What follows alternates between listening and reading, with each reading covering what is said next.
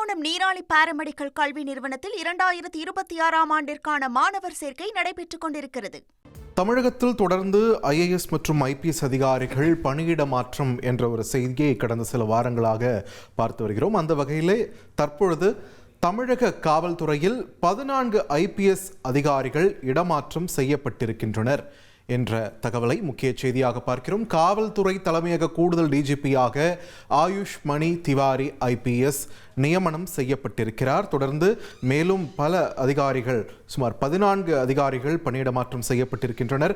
மதுரை காவல் ஆணையராக S. ராஜேந்திரன் நியமனம் செய்யப்பட்டிருக்கிறார்.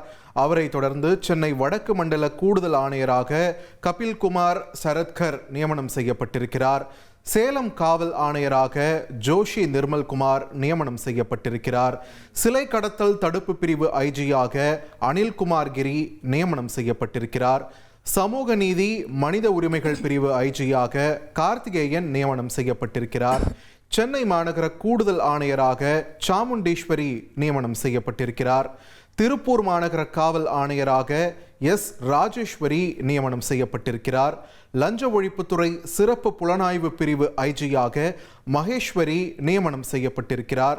சென்னை காவல்துறை தலைமையக கூடுதல் ஆணையராக AG பாபு நியமனம் செய்யப்பட்டிருக்கிறார்.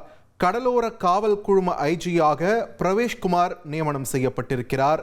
சென்னை மத்திய குற்றப்பிரிவு கூடுதல் ஆணையராக தேன்மொழி நியமனம் செய்யப்பட்டிருக்கிறார். தமிழக காவல்துறை விரிவாக்க பிரிவு IG-யாக துரைக்குமார் நியமனம் செய்யப்பட்டிருக்கிறார். இதுபோன்று மொத்தம் 14 IPS அதிகாரிகள் தற்பொழுது இடமாற்றம் செய்து இது தொடர்பான அறிவிப்பு வெளியாக இருக்கிறது. இதனை முக்கிய செய்தியாக நாம் பார்க்கிறோம். கும்பகோணம் நீராளி பாராமெடிக்கல் கல்வி நிறுவனத்தில் 2026ஆம் ஆண்டிற்கான மாணவர் சேர்க்கை நடைபெற்றுக் கொண்டிருக்கிறது.